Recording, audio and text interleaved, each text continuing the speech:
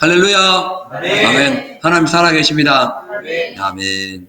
오늘은 특별히 우리 수요 예배, 그리고 또 목요일, 또 그리고 금요 예배 이렇게 3일 동안 연속으로 오늘 우리 귀한 강사님 모시고 또 좋은 그 신령한 하나님의 말씀을 우리가 받도록 하겠습니다. 우리 목사님, 김평환 목사님은 참 하나님 은혜 가운데 이렇게 귀한 만남을 가졌는데, 저하고 같은 고향 친구예요. 친구인데 이렇게 같은 노회에서 같이 이렇게 만날 줄은 내 꿈에도 몰랐습니다. 신학교도 똑같아.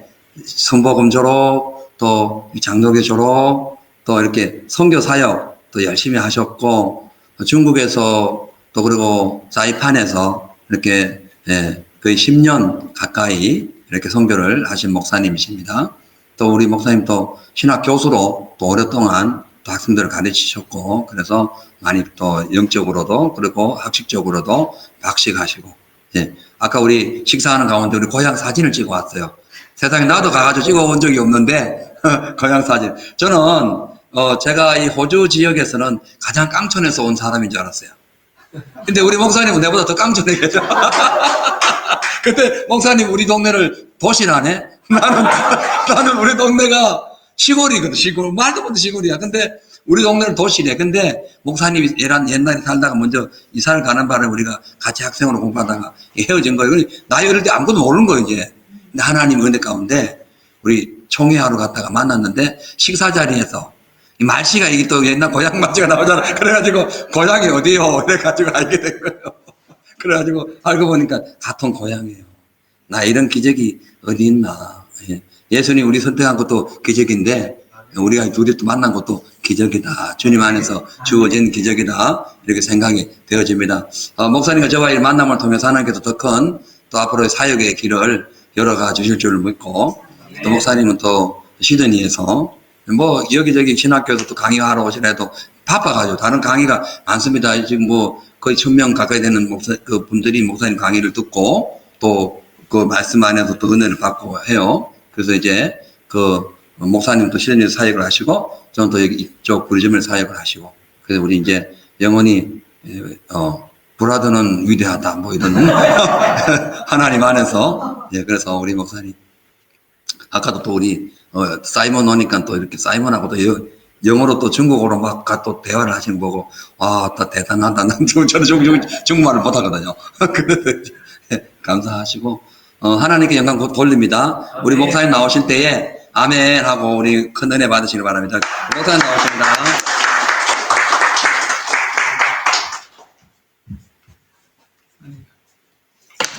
반갑습니다. 예, 아이고. 참, 여기서 이렇게 고향 친구를 만나리라고는 아무도 생각할 수 없었을 텐데, 좀 하나님 은혜로 또 이렇게 귀한 목사님 함께 만나게 해주셔서 감사하고, 깡촌 그러니까, 사실 목사님 사시는 곳은 좀 도시에 속하고, 제가 살았던 곳은 너무너무 촌이라서 이루 말할 수가 없는 곳이에요. 그곳은 여러분들이 그냥 어떤 군소재지나 이렇게 있다가 만난 그런 정도가 아니라, 제가 살던 곳은 우리 할아버지 때에서 그런 말씀을 하세요. 장날 가보니까 전쟁이 났다 그러더라. 이제 이렇게 그래서 조금 더 한 2년 3년 이렇게 지나고 난 뒤에, 야, 이제 난리가 끝났단다.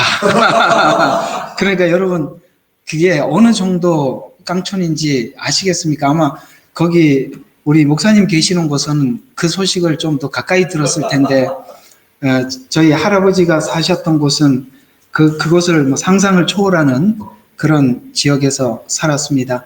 사실 저는 초등학교 입학하기 전에 아버님이 이제 공무원으로 발탁이 되셔서, 이제 좀 강원도 영월이라고 하면 그때는 좀 큰 곳이었습니다. 군소지지만 지금 이렇게 이사를 가서 다니다가 우리 그 총회를 하면서 이렇게 만나게 되어서, 이게 웰컴 투 동막골 뺨치는 곳입니다. 근데 나중에 보니까 이게 나이도 또 동갑이에요. 야, 이러니까 참 너무나도 신비했어요. 제가 아까 이제 밥 먹으면서 잠깐 이야기를 했습니다만, 저에게는 뭔가 다른 어떤 사람들과 제게 어떤 다른 뭔가 어떤 성향이 있다는 걸 느끼게 되었습니다. 그게 뭐냐면 아무리 세월이 지나도 제가 뭐가 변하지를 않아요. 참 이상해요. 그 옛날 그 정서가 지금도 흐르고 있어요. 제 마음속에는. 그래서 누구를 한번 만나면 헤어지지를 못해요. 이게 뭔가 이게 어디서 나오는 건지 모르겠는데 가만히 보니까 목사님에게도 그게 있는 거 보니까 이게 우리 고향에서 흘러나오는 그런 이미지 같아요. 우리는 조금 마음이 상처가 돼도 뒤돌아서면 또 웃고 또 악수하고 좀 그런 게 있어요. 이렇게 등지고 이런 거는 없습니다. 그래서 이게 뭐 은혜를 받아서 그런 것도 있겠지만 아마 그 동네에 흐르는 정서가 아닌가 싶은 생각이 저는 제 자신 안에서 그런 것이 있는 줄 몰랐는데 목사님도 똑같은 어떤 삶을 살아왔더라고 얘기를 들어보니까 그래서 나하고 비슷하구나. 그게 왜 어디서 온 건가. 이제 생각해 보니까 이게 옥방에서 오는 애구나. 그거 동네 이름이 옥방이라는 곳이거든요. 한번 쳐보시면 기가 막히는 지금도 시골입니다. 자, 그런 곳에서 참 이렇게 해외에 나와서 같은 목회자로서 같은 노예에서 만났다는 것은 하나님 정말 특별한 은혜가 아니면 불가능하고 정말 이렇게 가끔씩 통화만 하고 그랬었는데 꼭 한번 와보고 싶었습니다. 이 뒷 분위기는 굉장히 익숙합니다. 제가 목사님 설교하는 걸 많이 들었었거든요. 그래서 설교를 들어보면 그분이 받은 복음을 어떻게 전하고 있는지 정말 그 마음속에 예수님을 담은 복음을 전하는지 아니면 부흥을 위해서 설교를 하는지 이렇게 보게 되는데 그게 같아서 참 이게 뭔가 그 동네가 험악한 동네예요. 술도 많이 먹고 거기 뭐 동네마다 서당이 있고 진짜 무속신앙 그런 곳이어서 복음이 들어오기에는 굉장히 힘들었는데 내가 보니까 사모님이 결혼하고 거기서 정말 기도를 하면서 내가 목사님 예수 믿은 얘기 듣고 이렇게 충격적일 수가 없는 거야. 정말 그곳은 정말 엄청난 대가를 치르고 주님 앞에 돌아오는 과정에서 하나님께 많은 경험을 하고 그것이 은혜가 되어서 이렇게 복음을 전하는 참 뭔가 알지 못하는 그 어떤 영적인 정서가 흐르고 하나님과의 만남이 있고 그런 동네가 아닌가 싶은 생각이 들었습니다. 참 하나님 앞에 오늘도 이렇게 바쁘실 텐데 보니까 뭐 다들 출장 가고 그런다고 막 목사님 그 막 전화하고 그런데 잘 이렇게 일하시다가 오신 것 같은데 너무 감사합니다. 이게 쉬운 일이 아니잖아요. 그죠? 일복 입고 옷도 못 갈아입고 이렇게 온다는 것은 정말 이 교회의 영성을 보여주는 것 같아요. 정말 하나님께서 우리 예수제일교회를 로간 예수제일교회 맞죠? 하나님 사용하셔서 이 브리즈번에 하나님의 아름다운 영성이 함께 흘러가는 교회가 되었으면 합니다. 네. 자, 우리 오늘 사실 여러분들에게 이게 쉬운 이야기는 아닌데 제가 참 마음에 긴장이 돼요. 왜냐면은 오늘 쭉 들어보면 뭔가 여러분들에게 많은 부분들이 열릴 수 있고 또 은혜도 되는 이야기지만 은혜가 되는 만큼 여러분들이 집중도 필요하고 그 다음에 같이 제가 설명하는 이 설명 속에 여러분들에게 빨려 들어와야 이 이야기가 전달이 돼서 저도 최선을 다해서 전해보겠습니다만 여러분에게도 큰 은혜가 있기를 바라면서 자 고린도후서 11장 1절에서 3절 시작. 나는 너희가 좀 어리석은 나를 용납해 주기를 바라노라. 부디 나를 용납하라. 이는 내가 경건한 질투로 너희에게 질투를 느낌이라. 내가 너희를 한 남편에게 정혼시켰나니 이는 한순결한 처녀로 너희를 그리스도께 바치려는 것이라. 나는 뱀이 그의 관계로 이불을 속인 것 같이 너의 마음도 어떤 방법으로든지 그리스도 안에서 단순함에서 떠나 부패할까 두려워하노라. 아멘. 네. 사실 지금까지 우리가 저는 이렇게 신학교에서 오랫동안 강의를 해왔고 지금도 사실 목회를 하고 있지만 신학 강의를 이렇게 하고 있습니다. 여기 지금 온라인에도 들어오신 분들 대부분은 우리 한국에 있는 분들이 이렇게 함께 하고 있거든요. 근데 저는 이렇게 오랫동안 신학을 좀 이렇게 강의를 하면서 지난날 우리가 성경을 바라보고 이해했던 부분에 대해서 유대인들이 이건 하나님과 유대인들 간에 있었던 책 맞죠? 우리 코리안에게 준 건 아니잖아요. 이게는 이스라엘 민족에게 주신 서신입니다. 이스라엘과 하나님과의 대화법이 있어요. 그러니까 하나님과 이스라엘 사이에서 말하는 대화법이 있어요. 예를 들어서 우리 한국인들이 모여서 한국인 정서로 주고받는 대화는 우리가 무슨 말을 해도 우리가 커뮤니케이션이 되는데, 만약에 우리 한국 문화와 정서를 모르는 다른 나라 사람이 한국말을 알아듣는다 하더라도 우리 안에 흐르는 정서를 모르니까 우리가 말을 다 알 수 없잖아요. 우리 여기 특별히 호주 땅에 와서 살지만 우리가 업무를 위한 말들은 어느 정도 커뮤니케이션이 될 수 있지만, 그러나 감정이 오고 가는 이야기 안에는 대화가 우리는 제3자는 잘 알아듣지 못하는 게 있지 않습니까?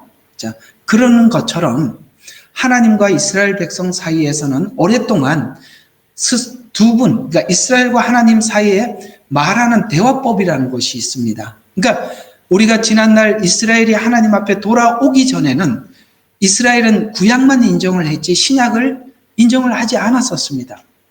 그런데 대부분 우리 이방 교회는 구약을 통해서 하나님 앞에 돌아온 것이 아니라 신약을 통해서 예수님을 만나게 되고 주님께 돌아왔기 때문에, 결과론적인 관점에서 보면 예수님께서 우리의 구주가 되신다는 말씀이 신약 성경에 있고, 그 결과에 대해서는 우리가 받아들여서 죄사함을 받고 구원을 받았습니다. 그런데 우리가 약간의 의문이 생기기 시작한 것입니다. 어떤 의문이 생길 수밖에 없냐면, 결과는 알겠는데 이게 원인이 어디서부터 온 것이며 그 과정이 어떤 과정이 전개되어서 우리가 왜 죄인이었고 왜 우리가 하나님 앞에 의롭게 되었는가. 예수 믿어서 의롭게 됐다는 건 알겠는데 왜 죄인이었는지, 그 다음에 의로움이 어떻게 우리가 의롭게 될 수 있었는지에 대한 과정과 원인에 대해서 궁금하단 말이에요. 맞죠? 그게 구약에 나와 있어요. 그러면 구약을 읽어보려고 하니까 우리가 하나님과 직접 대화한 민족이 아니다 보니까 뭐가 생기느냐면, 읽다가 보면 모르겠어요. 특히 우리 성경을 읽다 보면 모르는 게 너무 많잖아요. 그죠? 레위기를 읽어보면 먹으라는 것도 있고 먹지 말라는 거, 왜 먹지 말라 그러는지도 모르겠고, 그죠? 왜 목을 따서 하나님 앞에 번제로 드리고 그 다음에 배를 가르고 내장을 끄집어내고 각을 뜨고 왜 불에다 태워서 드려야 되는지, 왜 이 절차가 아무 의미가 없는 것 같은데, 분명히 의미가 있는 것 같은데 말은 하고 있고 성경은 중요하지도 않는 걸 기록할 리는 없고, 이런 게 있단 말이에요. 그걸 우리가 풀려고 우리 이방교회가 굉장히 노력하고 애를 썼지만, 하나님과 이스라엘과의 대화다 보니까 이스라엘이 하나님과 대화하는 법이 있단 말이에요. 그 사람들이 말을 안 해주니까 우리가 마음대로 해석을 해서 구약은 하다가 포기해버렸어요. 그런 게 있다 없다? 있다. 많다. 그렇죠? 그런데 우리가 이런 게 있어요. 결과가 틀린 거는 아니지만 결과만 알고 있으면 뭔가 믿음이 확고하지가 않아요. 왜? 원인과 과정의 내용을 밟아오지 않았기 때문에 그렇습니다. 그게 구약 속에서 나와 있고, 이제는 이스라엘 사람들 중에 많은 사람들이 하나님 앞에 돌아오는 바람에 그들이 신약을 인정하고 나니까 그 안에 모든 구약의 주인공이 예수님이라는 걸 알게 되었고, 그게 알게 되고 나니까 그들이 지금 구약에 기록되어 숨어있던 수많은 이야기들이 그게 왜 예수님의 이야기인지 설명해 주는 바람에 우리의 신앙의 깊이가 넓어졌고 깊어지게 된다는 것이죠. 거기에 많은 내용들이 있지만 시간이 3일밖에 없는 관계로 급하게 오늘은 이스라엘의 결혼이라는 제도를 통해서, 왜냐하면 예수님은 신랑으로 오시잖아요. 괜히 그 말을 한 게 아니거든요. 신랑으로 오신다고 했으니까, 그러면 예수님께서 이 땅에 우리를 데리러 온다는 것은 신부를 데리러 오는 거구나. 그래서 우리가 신부구나. 라는 것까지는 알겠는데, 그것이 성경에 어떻게 이런 이야기로 쭉 흘러왔는가.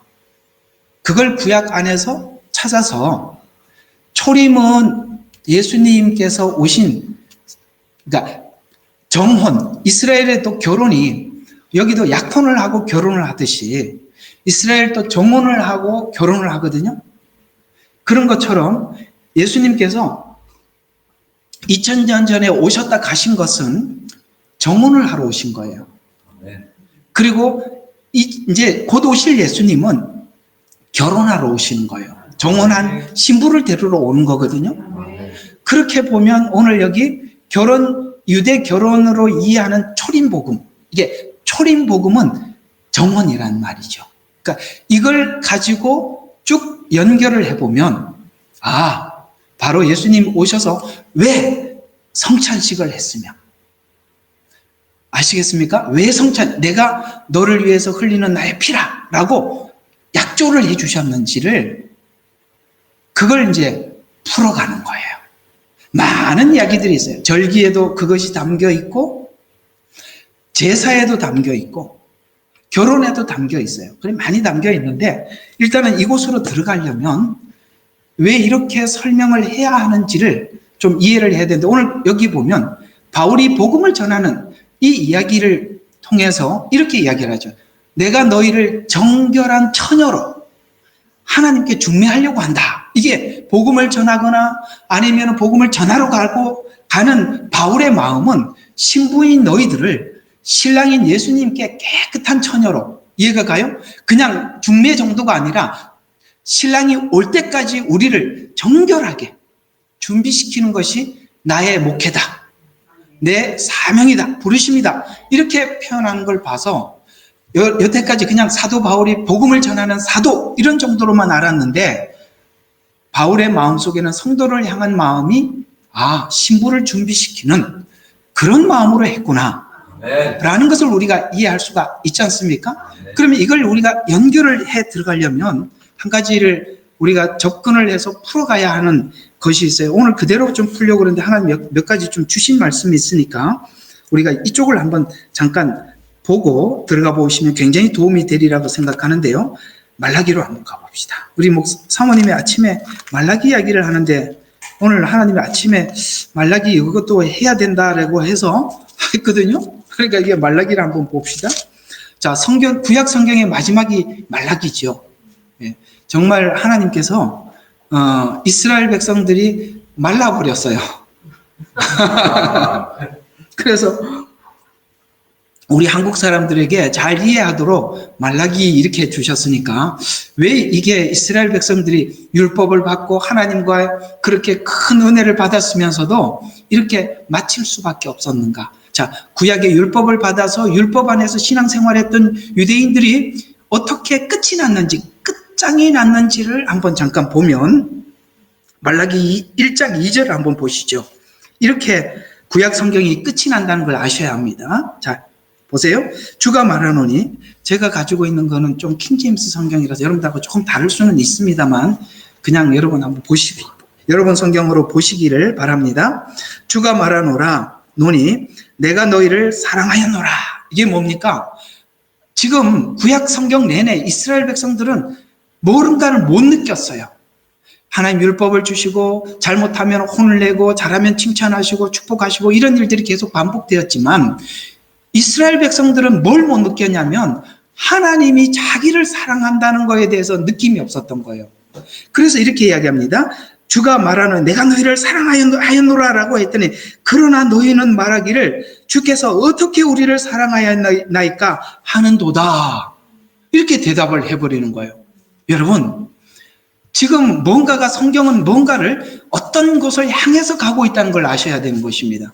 신앙이란 하나님과의 관계라는 이야기를 하고 싶은 겁니다. 네. 관계. 굉장히 중요한 거예요. 우리는 이 관계를 놓쳐버리고 신앙이 하나의 종교적인 의식이나 아니면 하나님의 말씀을 무조건 틀림없이 지켜나가는 것, 이렇게 생각을 하면 무조건 말라기로 가게 되어 있습니다. 그래서 뭘 못 느꼈냐? 왜 그토록 하나님께서 이스라엘 백성들에게 필요한 모든 것을 공급해 주시고 그렇게 해 주셨더라도 왜 그들은 여기서 하나님 앞에 하나님 사랑한다고 고백을 했을 때 그들은 어떻게 사랑했습니까? 우리가 부부가 함께 살면서 요 지점에 올 때가 있죠. 아, 없었구나. 제가 실수했습니까? 서로 간에 그런 게 확인에 대한 뭔가 어떻게 사랑하고 있나? 난 너 사랑해 라고 이야기했을 때 뭘 어떻게 사랑했는데? 이런 것처럼 지금 딱 이걸 어떤 것을 연상하면 되냐면 이혼 도장을 찍기 전에 마치 법원 앞에서 서 있는 부부 상태를 생각하면 말라기 그대로 나옵니다. 하나님과 지금 딱 이별하기 직전입니다. 예. 그런데 하나님이 어떻게 사랑을 고백하느냐면 주가 말하노라 에서는 야곱의 형제가 아니냐. 그러나 내가 야곱은 사랑하였고 에서는 미워하였습니다. 이게 무슨 말이냐면 에서가 뭐 이렇게 하고 그 얘기가 아니라 원래 이스라엘 역사 속에서는 장자에게 모든 아버지 재산이 물러가게 돼 있어요. 그러나 에서에게 가야 될 모든 것을 받지 못할 야곱이 받았잖냐. 그러니까 너희들이 생각하고 있는 형태의 사랑, 하나님이 우리를 사랑한다면 이렇게 사랑해야 돼라고 생각하고 있는 이스라엘의 사랑의 욕구. 그러나 하나님이 이스라엘을 사랑했던 방식은 다르죠. 여러분, 매를 대면 안 사랑하는 건가요? 아니지 않습니까? 그런데 오해를 하고 있던 거죠. 왜 다른 민족과 다르게 이스라엘은 그렇게 해야만 했을까요? 사랑하니까. 내버려 둘 수가 없어서. 그걸 못 느낀 거죠.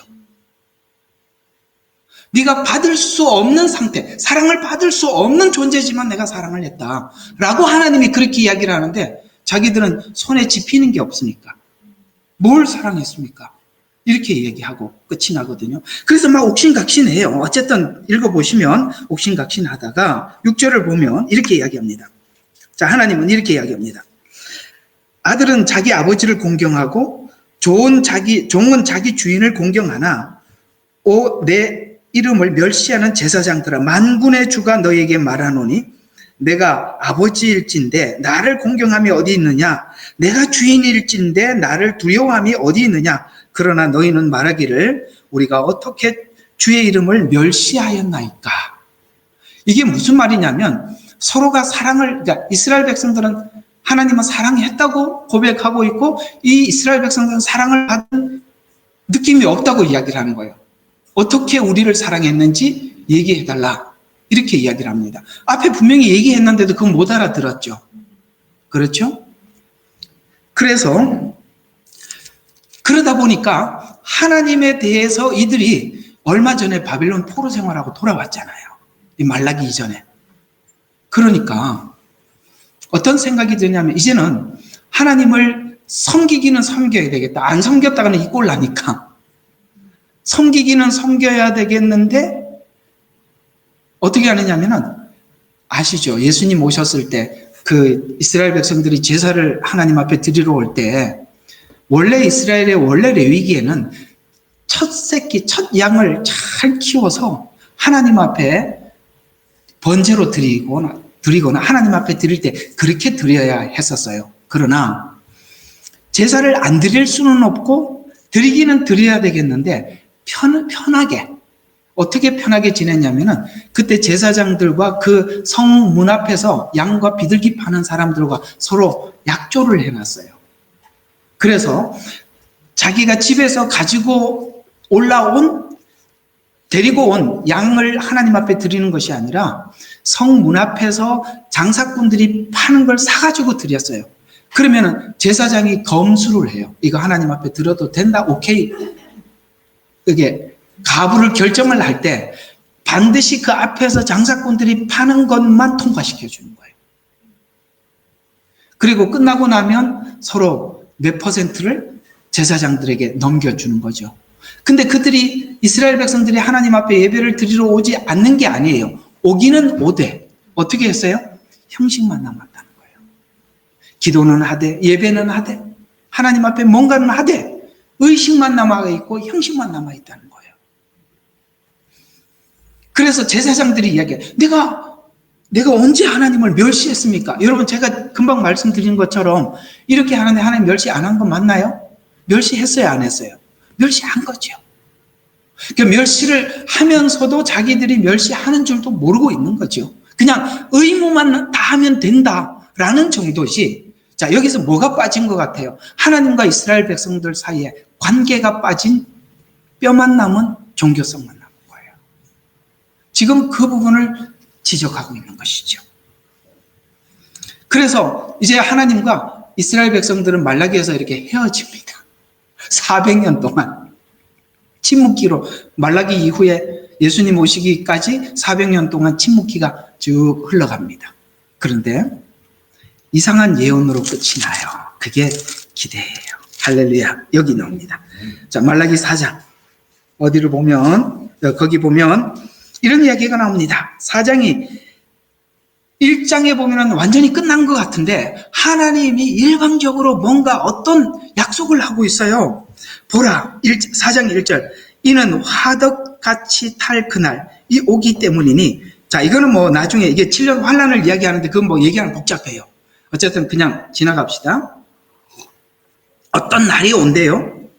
자, 때문이니 교만한 자와 악을 행하는 자는 정령 다 구루터기 같으리라. 오는 그날에 그들을 태우리니 뿌리가 가지도 그들에게 남기지 아니하리라. 만군의 주가 말하노라. 하나님과 헤어지는 모든 이제 7년 환란에 하나님께서 심판하신다는 이야기를 전제를 딱 해놓고 무슨 이야기냐면, 그러나 이런 이야기들은 전부 다 반전이죠. 성경에 그러므로 그런데 그러나 이런 것들은 앞에 설명해서 뭔가 이렇게 반전을 주는 거 아니겠어요? 그 지금까지 다 절망이었는데 뭔가 반전을 딱 약속을 하면서 내 이름을 두려워하는 너희에게 의의 태양이 그의 날개의 치유를 가지고 솟아오르리니 그리하면 너희가 나가서 외양간 송아지처럼. 여러분, 지금 이별 직전인데 무슨 이런 반전이 일어난다는 거예요. 그게 누구의? 주님 오심입니다. 초림이죠. 놀랍게 하나님은 바로 이런 상태에서 주님이 오셨답니다. 왜 이렇게 오셔야만 했을까요? 우리의 가장 절망적인 상황에서 주님이 왜 오셔야만 했을까요? 가치, 관계의 가치. 어떤 사람이 진주를 찾기 위해서 찾아다니다가 진주를 발견했습니다. 찾아다니게 하시는 것이죠. 그리고 진주를 보게 하시는 것이죠. 이런 것처럼 우리가 완전히 무너진 상태 안에서 주님의 만남이 우리의 생애에 반전이 일어났듯이 여러분 개개인이 그렇게 주님 앞에 왔을 것입니다. 이런 것처럼 하나님께서는 율법을 주고 이스라엘 백성들의 그 율법을 지켜서 하나님 앞에 의롭게 되라고 주셨을 때 결국은 이런 상태, 1장에 말라기 1장처럼 이렇게 될 수밖에 없는 이 상태에서 하나님은 이스라엘은 무너져 있지만 하나님의 계획이 그때서야 시작하겠다. 그 날, 어떤 날이 있다는 거예요. 반전의 날이 있다는 것이죠. 그 반전의 날이 언제일까요? 요한복음 3장 16절입니다. 와, 우리 다 외우니까 같이 시작. 하나님이 세상을 이처럼 사랑하사 독생자를 주셨으니 이는 저를 믿는 자마다 멸망치 않고 영생을 얻게 하려 함이라. 그날. 아멘. 뭐죠? 어떻게 사랑했습니까? 라는 대답을 3장 16절에서 하나님이 세상을 이처럼으로 대답을 해주신 것입니다. 그래서 구약의 사랑의 무너짐과 신약의 사랑의 연결고리가 이스라엘의 완벽한 실패와 하나님의 완전한 계획 안에서 합쳐질 때 그때부터 신앙은 어디로 갈까요?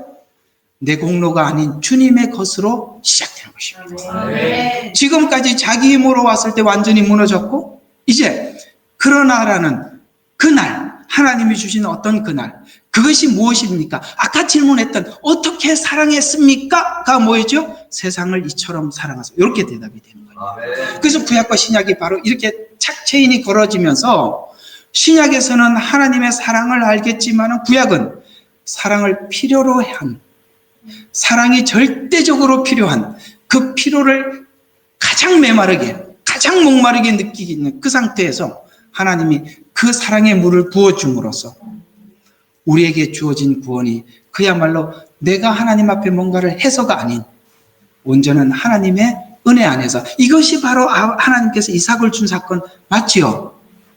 바로 그것이 이렇게 연결이 된 것입니다. 그래서 하나 좀 더 봐야 될 곳이 있습니다. 자, 이렇게 주님이 그날 오셨는데 이제 예수님이 제자들을 만나시고 제자들과 관계를 갖기 시작합니다. 제자들은 예수님이 누군지 다 알지 못했지만 하나님께서는 예수님이 누구인지 열어주셔서 멋진 신앙 고백을 했던 장소가 나오는데 그게 마태복음 16장 16절입니다. 한번 볼까요? 마태복음 16장 16절 다 같이 시작. 시몬 베드로가 대답하여 말씀드리기를 주는 그리스도여 살아계신 하나님의 아들이시니이다. 자, 이건 어떻게 알게 됐어요? 지금 예수님이 누구라고요? 살아계신 하나님의 아들이라고 하나님께서 알게 해주셨어요. 자, 이것은 뭐냐? 멋진 신앙 고백입니다. 우리 교회 다니면서 우리가 계속 성경 공부를 하고 하나님 말씀 배우고, 자, 여러분에게는 주님이 누구십니까? 라고 물으면 여러분들은 오늘 베드로가 대답한 것처럼 사실 이 이야기는 압축했지만 풀어놓으면 엄청난 신앙 고백이에요. 주, 예수님을 주라고 부르는 거예요. 그 다음에 그리스도라는 것은 메시아, 나의 메시아라고 이야기하는 거예요. 하나님의 아들입니다라고 이야기하는 것은 인간의 후손이 아닌 처음 창세기에 여인의 후손으로 오신 메시아입니다라는 것을 한 번 더 뒷받침해주는 그야말로 신학 박사 이야기요. 완벽한 교리입니다. 근데 이 교리가 어디로 갔죠? 예수님을 부인하는 데로 갔어요. 이상하죠? 우리가 예수님에 대해서 정확하게 알고 있으면 정확하게 주님을 따를 것 같은데 완벽한 신앙 고백을 하고 예수님이 너의 이 고백 위에 교회를 세우리라 이렇게 얘기를 하니까 너무 좋은 일이죠. 천국의 열쇠를 받았으니까. 그렇죠? 그런데 그 일을 위해서는 내가 십자가에 죽어야 하고 3일 만에 부인하리라 하니까 그거는 아니요 하고 말았죠. 그랬더니 만약에 그런 일이 일어나면 제가 막아서겠습니다. 이렇게 베드로가 고백을 했고 막아섰기는 했지만 일부분 그죠? 그러나 결정적인 부분에서 부인하고 돌아갔습니다. 무슨 이야기일까요? 아까는 율법으로 실패했어요. 말라기. 그죠? 여기는 정확한 하나님을 아는 지식 안에서도 실패했어요. 뭐가 안 된 거죠? 관계는 아니에요, 아직은. 우리가 아무리 성경에 대해서 박식하고 잘 알고 있더라도 그것이 하나님을 느끼지 못하면, 주님과의 관계가 깊어지지 않으면, 사랑의 관계 속에서 연결되지 않으면 우리의 율법적이고 그 완벽한 누구보다 철저한 우리 신앙도, 완벽한 성경을 아는 지식도 나의 목숨 앞에서는, 생명 앞에서는 부인하더라. 이걸 넘어선 부활과 이걸 넘어선 주님의 그 훗날 하신 그 영원한 하나님 나라의 약속이 사랑의 언약 관계 속에서 하나가 되었다는 걸 알지 못하면 여전히 신앙이 하나님 중심이 아닌 자기 중심이 될 수밖에 없어서 위기 상황 앞에서는 자기 목숨을 위해서 도망갈 수밖에 없었던 베드로를 하나님께서는 요한복음 21장에 다시 만나 주시죠. 그때 다시 신앙 고백, 야, 네가 마태복음 16장 16절에서 했던 신앙 고백 다시 해봐, 외워봐, 이런 말을 하는 게 아니라 뭐라고 묻죠? 사랑하느냐라는 드디어 사랑이 등장합니다. 물론 요한복음 3장 16절에 이미 주님은 우리를 사랑하셨습니다. 사랑하셔서 죽으셨지만 사랑하셔서 그분이 십자가에 죽으셔야만 했다는 이 사실을 아직은 베드로가 몰라서 예수님이 부활하고 난 이후에 드디어 그것을 알게 되고 네가 나를 사랑하느냐라고 물었을 때 베드로가 뭐라고 대답합니까? 내가 주를 사랑하는 줄 주님이 아십니다 라고 3번을 고백하고 난 그 자리가 지금 공관복음이라고 말하고 있는 요한복음 마지막에는 사랑하느냐라는 질문으로 질문이 들어오지만 로마서에서는 구원을 전부 설명을 하고 구원에 대한 모든 설명을 마치는 8장에 가서 하나님의 사랑에서 끊을 수 없느니라 핍박이냐 곤고냐 사망이냐 생명이냐 라고 질문을 해서 바로 이 지점을 공관복음에서는 요한복음 21장을 넘어가고 이해가 가요? 요한복음 21장을 넘어가면 그 다음 성경책이 사도행전으로 그야말로 사도들은 하나님을 사랑하는 사도로서 생명을 다해 사망도 생명도 그들을 하나님의 사도로서의 역할을 누구도 막을 수 없는 관계로 들어가니까 드디어 하나님과 우리 관계가 성립되었더라. 네. 이것이 성경이 쭉 설명하고 있는 흐름이라는 거예요. 네. 제가 구약과 신약을 약간 연결시켜 봤습니다. 체인 한 개만 연결시켜 봤어요. 자, 그러면 이제 하나님 우리에게 질문에 들어가고 있는 것입니다. 뭐라고 질문에 들어가느냐? 바로 너는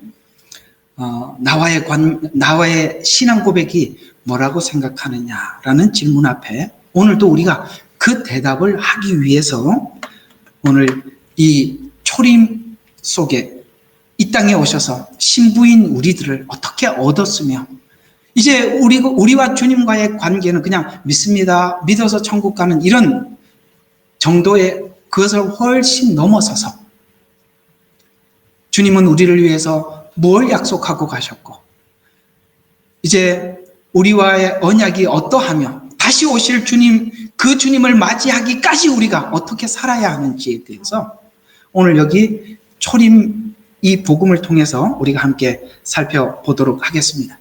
자, 일단은 우리가 이 사복음서는 참 중요해요. 어떤 측면에서 중요하냐면 구약과 신약을 연결시키는 거예요.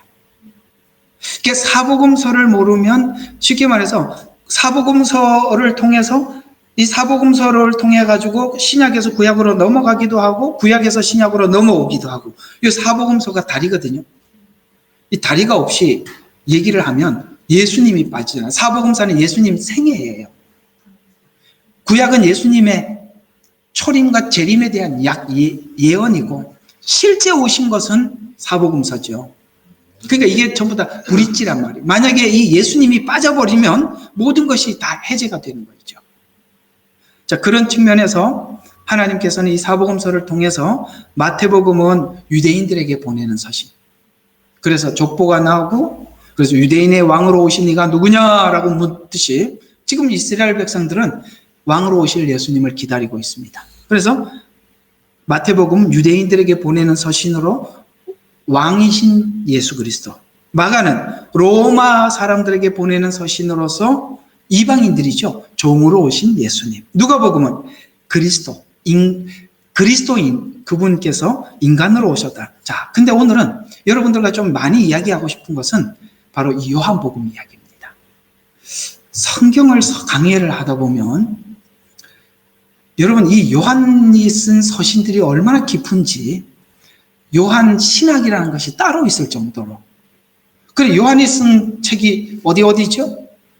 요한복음, 요한 1, 2, 3서, 요한계시록 5권이에요. 이 5권의 책이 유대인들의 결혼 풍습을 모르면 대부분 막힌다는 거예요. 제가 소스는 준비해 드릴 테니까 여러분들이 그런 이야기구나 하고 한번 보시면 와, 그렇구나 이렇게 이제 보여질 거예요.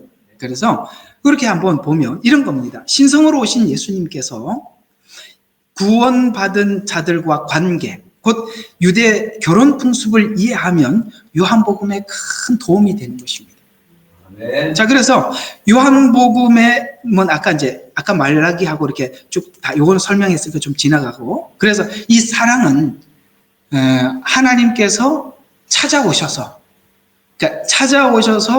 이제 그 둘이 이제 만나게 되고 그 사랑이 이렇게 자라가죠. 이게 무슨 이야기냐면, 이게 이제 사랑을 구체적으로 좀 우리가 사랑이라는 것이 어떻게 시작되고 어떻게 자라가며 어떻게 완성되는가를 아가서에서 사실 찾아야 돼요. 이 아가서는 굉장히 이야기가 너무너무 깊어요. 그래서 어떻게 만났는지, 솔로몬이 슐라민을 찾아왔죠. 그 다음에 사랑을 상실하죠. 찾아가죠. 그리고 다시 만나서 영원한 그 행복을 누리게 되죠. 결국에는 아가서가 이야기하는 것은 두 가지 관점입니다. 처음에는 이렇게 표현하는 거예요. 예수님을 보고 당신 내 거야? 이렇게 하는 거예요. 처음에 우리가 둘이 만나면 당신 내 거야, 너도 내 거야, 이렇게 자기 중심으로 너는 내 거, 이렇게 가거든요.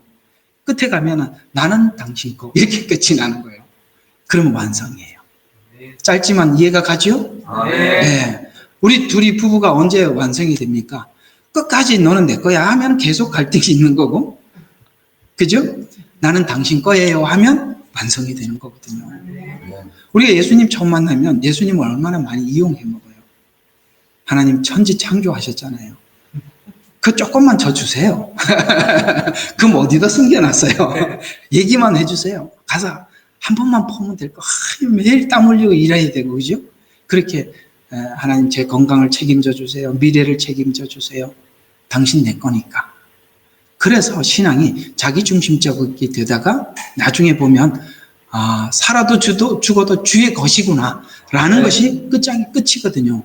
이게 이제 아가서의 전체 흐름이에요. 자, 이런 것처럼 이제 우리가 사랑이라는 것도 갑자기 감정이 생겨서 완성이 되는 것이 아니라 뭔가 갈등 속에서 성숙해가는, 그 갈등은 뭘까요? 나의 옛 방식들을 내려놓는 과정이 있어야 하고, 그걸 왜 내려놔야 하는지 이해하고 내려놔야 받아들이는 것이 내 것이 되는데, 그렇죠? 이해하지 못하고 내려놓으면 다음에 왜 내려놨지? 이게 저쪽이 더 낫지 않나? 이런 생각을 하죠? 예, 그게 갈등이라는 거죠. 하나님 그래서 우리에게 갈등을 하게 하시고, 왜 하나님의 것이 더 소중한지 우리가 알게 해서 하나님 것을 취하게 만드는.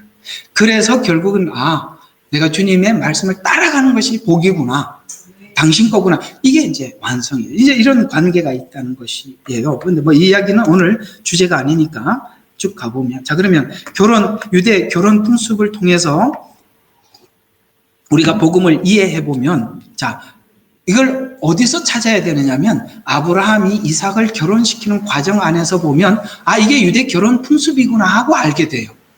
자, 어떻게 했습니까? 아버지가 아들의 신부를 선택을 하는 거예요. 우리 할머니 때 결혼 들어보셨죠? 나는 내 신랑 누군지도 모르고 이렇게 그 결혼식 하는 날 처음 봤다고. 똑같아요. 유대의 결혼은 그랬었습니다. 이삭이 자기 신부를 찾아서 여기 리브가 이렇게 찾아낸 게 아니라 아버지가 종을 보내서 어떻게 합니까? 신부감을 찾아오라고 하죠. 요거는 뭐하고 관련이 있냐면 로마서의 예정론과 관련이 있는 것입니다. 그거는 오늘 주제는 아니니까 넘어갑시다. 자, 그래서 아브라함이 이삭의 아내를 택하는 과정에 보면 아브라함의 종 엘리에셀을 고향에서 보내 이삭의 신부를 찾아냅니다. 그래서 우리가 지금 하나님께서 준비한 신부들이 있어요. 다니엘도 보면 그들이 이렇게 주님 앞에 돌아오는 거예요. 그런 것처럼, 자, 아버지가 선택한 신부를 데려오기 위해서 이제 누구죠?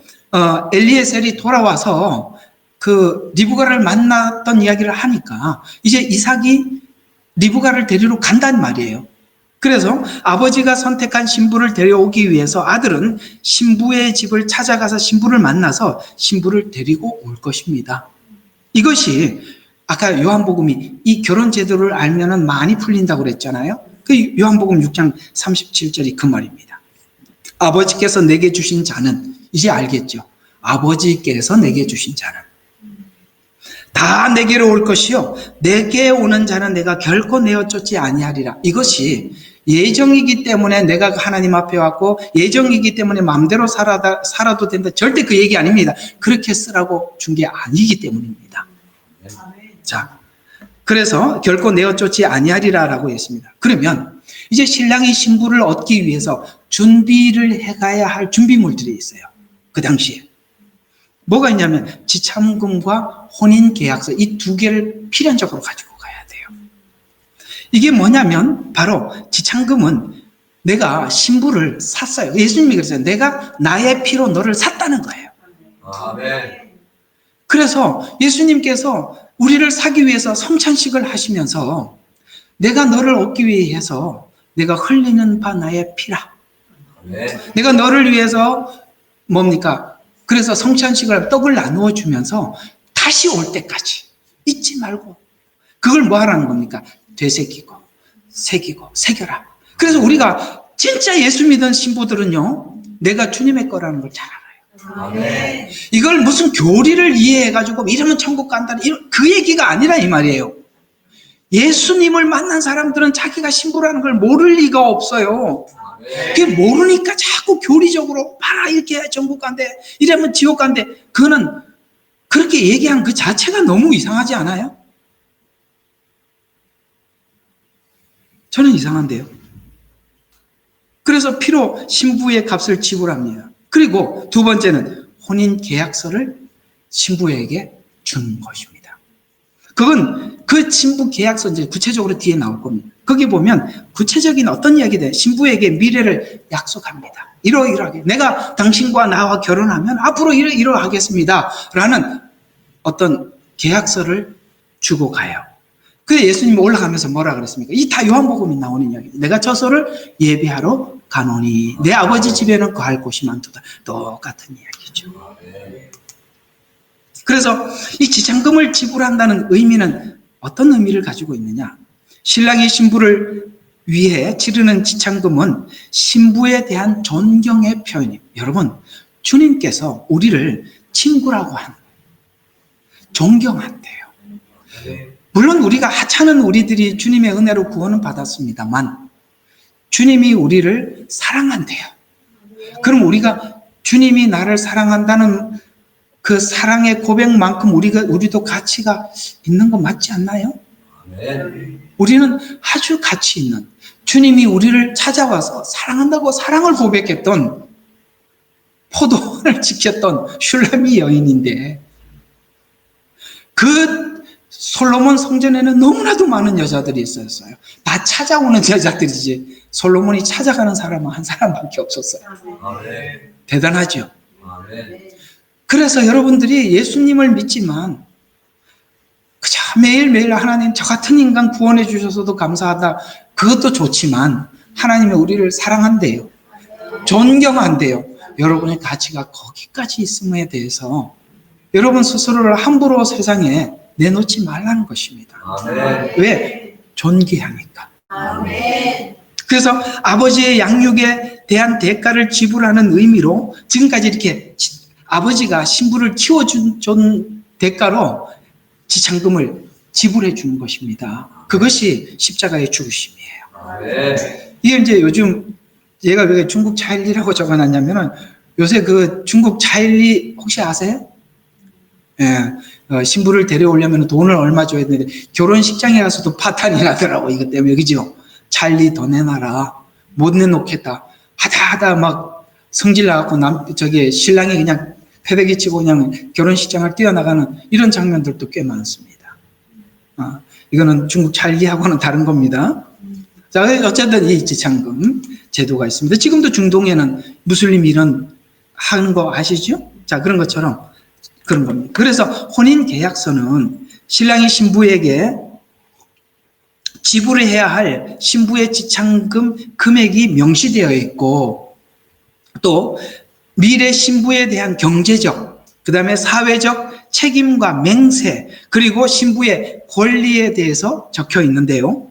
요한복음 16장 24절에 보면 지금까지 너희가 내 이름으로 아무것도 구하지 아니하였으니 구하라. 너희 기쁨이 충만하게 하리라. 이게 무슨 말이냐면 전에는 구하지 못했다는 것은 주님과 우리가 아무 관련이 없었다는 거예요. 그런데 이제는 정혼을 하고 갔으니까 이제는 우리가 다시 이제 신랑과 만나서 살기 위해서 뭔가를 준비를 해야 되는데 준비하기 위해서 필요한 거 구해라. 내 이름으로 구해라. 그러면 뭐든지 주시겠다라고 했다면 보세요. 신랑과 함께 살기 위해서 구하는 것이라면 뭘 구하겠어요? 성결, 거룩, 성화 이런 걸 구하지. 왜? 거기 가서 살 것을 구하지 여기 살 거는 구하는 건 아니잖아요. 그 말이에요. 이것이 바로 기도의 특권이라는 것입니다. 그래서 뭔가를 계약서를 주고 가면서 그들에게 특별한 권리를 주는 것이 뭐냐고 기도. 그런데 그 기도가 함께 살 그날을 준비하기 위해서 기도를 하라고 그러신 것이지 다른 걸 위해서 기도하라는 것이 아닙니다. 만약에 이 땅의 것을 구한다면 우리는 오늘 여기 이스라엘의 결혼 이 풍습을 통해서 제가 구원을 말씀을 드리고 있는데 아마 이 내용에 대한 이해가 없는 것일 것입니다. 그렇겠죠? 요한복음 14장 2절에 보면 이렇게 살 동안은 구하면 기쁨이 충만한다 그랬습니다. 또 14장 2절에 보니까 내 아버지 집에 거할 처소가 많으니 그렇지 아니하였다면 내가 너희에게 말하였으리라. 내가 너희를 위하여 처소를 예비하러 간다. 원래 이스라엘은 결혼을 약속을 하면 그 신랑이 돌아갔다가 신부와 함께 살 집을 준비하고 그 준비가 다 되면 아버지가 보고 있다가 이제 신부를 데리고 와라 라고 아버지가 그 날짜를 정해서 얘기해 주는 거예요. 그러니까 지금 가짜들이 너무 많이 와서 자기가 예수님이라고 얘기하는데 나는 몇 가지를 묻고 싶어요. 그 사람들에게 이렇게 물으면 돼요. 혹시 2000년 전에 왔다 갔냐고. 두 번째 질문. 혹시 이스라엘 국적을 가지고 계십니까? 이렇게 물어봐야죠. 혹시 호적에 등록이 됐습니까? 그럴 리가 없죠. 예수님이 호적에 등록이 됩니까? 구름을 타고 오시리라 이렇게 했는데 어디서 사람으로 태어납니까? 그러니까 이게 참 기본적인 이해들이지만 그런 이해들이 너무 없는 거죠. 자, 내 아버지 집에는 거할 처소가 많으니 그렇지 아니하면 내가 너희에게 말하였으라. 내가 너희를 위하여 처소를 예비하러 가노라. 아까 앞에는 뭡니까? 권리, 기도의 권리. 두 번째는 아까 그랬죠. 경제적인 거, 사회적인 책임. 그게 뭡니까? 내가 처소를 준비하러 간다라고 말씀하시는 것입니다. 이와 같이 이스라엘 풍습을 통한 혼인 과정을 생각해 보면 이 내용을 이해할 수 있는데 예수님의 신부로 선택하셨던 분은 오늘 딱 결론내리 누구라? 하나님이셨다라는 것을 알 수 있습니다. 그래서 에베소서에도 보면 하나님께서 우리를 예정하셨으니 이렇게 말씀하고 있는 것입니다. 그러나 이렇게 되는 것입니다. 오늘 우리가 처음에는 그렇게 생각이 당연히 드는 거예요. 나는 예수님을 영접했어. 내가 예수님을 믿었어. 그래서 나는 분명히 나는 예수님을 믿었기 때문에 나는 예수님을 믿어. 틀리는 말은 아니에요. 맞지요? 그런데 한번 생각해 봐요. 다시 한번 여러분 스스로를 질문해 보면 내가 여기 앉아 있을 사람이다 아니다. 여기 다 아닌 사람이 와 있단 말이에요. 그럼 여러분 스스로 온 사람 아무도 없는 거예요. 그건 뭐죠? 분명히 하나님께서 우리를 부르셔서 하나님 방법으로 오늘 우리를 여기 앉게 해주신 것입니다. 그러니까 이 둘 다 틀린 게 아니에요. 내가 예수를 믿어서 하나님이 예정하셨다. 오케이. 예정하셨기 때문에 믿었다. 오케이. 이번 주 주일 설교였습니다. 이걸 보고 순환 논리라 그러는 거예요. 가가 가다. 그게 그거다. 이런 말입니다. 이 가가 가라는 말은 경상도 말인데 제가 왜 이 이야기 너무 재미있는 게 뭐냐면 저희 이제 선교사님 한 분이 중국 자매하고 결혼을 했어요. 이 사람이 말이죠. 대구 사람인데 말을 가르쳐도 되고 사투리만 가르쳐갖고 가가 이러는 거예요. 그 중국 사람이. 그 경상도 사람만 알아듣는 말이잖아요. 그게 그거다 이 말이거든요. 그런 것처럼 순환 논리란 믿어서 구원을 받았다, 예정했기 때문에 구원받았다. 그게 그거라 이 말이에요. 그걸 가지고 교단끼리 싸울 필요도 없고 네가 옳다 내가 옳다 싸울 필요도 없는 거예요. 같은 이야기란 말이에요. 아버지께서 예정하셨기 때문에 내가 온 거고 내가 왔기 때문에 아버지 예정하신 거예요. 예, 그 둘 다 같이 있는 것입니다. 자, 그래서 에베소서 1장 3절과 4절에 보면 이 예정 논리를 이렇게 설명하십니다. 천상의 복으로 우리에게 복 주신 하나님 곧 우리 주 예수 그리스도의 아버지께서는 복되시도다. 세상의 기초가 놓으시기 이전에 이게 무슨 말인지 알아야 돼요. 에덴 동산에서 아담과 하와가 범죄하고 난 이후에 계획을 하신 것이 아니라 하나님은 창조 이전부터 이렇게 구원을 구상하셨대요. 예? 여기서 이제 여러분들이 아멘이 나와야 성경을 다 끌어안는. 왜냐하면은 요걸 아멘을 못하면 창세기부터 성경을 잘라서 보거든요. 아니요, 그것이 창세 이전에부터 시작하신 구원이랍니다. 그러면 에덴 동산 사건도 하나님의 구원의 하나님의 계획이었다는 것입니다. 그렇게 보고 나면 하나님 앞에 불만이 하나도 없어요. 그게 얼마나 귀한 건지, 에덴 동산 사건이 얼마나 귀한 건지 아는 것입니다. 우리는 에덴 동산 없이 구원을 받았더라면 다 첫째 아들 됐을 거예요. 우리는 돌아와서 둘째 아들이 된 겁니다. 맞죠? 아까 돌아온 거 말라기에서 봤잖아요. 똑같은 이야기예요. 그래서 곧 우리 주 예수 그리스도의 아버지께서는 복되시듯 세상의 기초가 놓으시기 이전에 자 봐요. 우리로 사랑 안에서 구원을 뭘로 준비했다고? 사랑 안에서. 아까 사랑을 했습니까? 라고 물었는데 사랑 안에서 구원을 했대. 왜 하나님은 이렇게 힘들게 구원을 약속하셔서 아들이 죽어야 했고 하나님은 아들을 보내야 했고 우리는 왜 그렇게 빙빙 돌아서 오게 했느냐? 우리가 사랑이라는 감정을 가지고 주님을 만나야 하기 때문에 그렇습니다. 아멘. 사랑하지 않는데 의무적으로 어떻게 살겠어요? 영원한 천국에서 그분의 사랑을 느끼냐? 여러분 또 그러면은 군대 가는 거 아니에요? 천상 군대. 얼마나 힘들어요? 의무적으로. 아, 이거 표정이 못 알아먹는 표정이에요. 네. 사랑 안에서 주님의 감정을 느끼지 못하는 영혼은 다시 구약으로 돌아가는 것입니다. 성경을 보면 두 가지를 딱 놓고 보셔야 돼요. 에덴 동산, 창세기 1, 2장, 요한계시록 20장, 21장, 22장. 이 두 개를 딱 놓고 선을 쫙 그어야 돼요.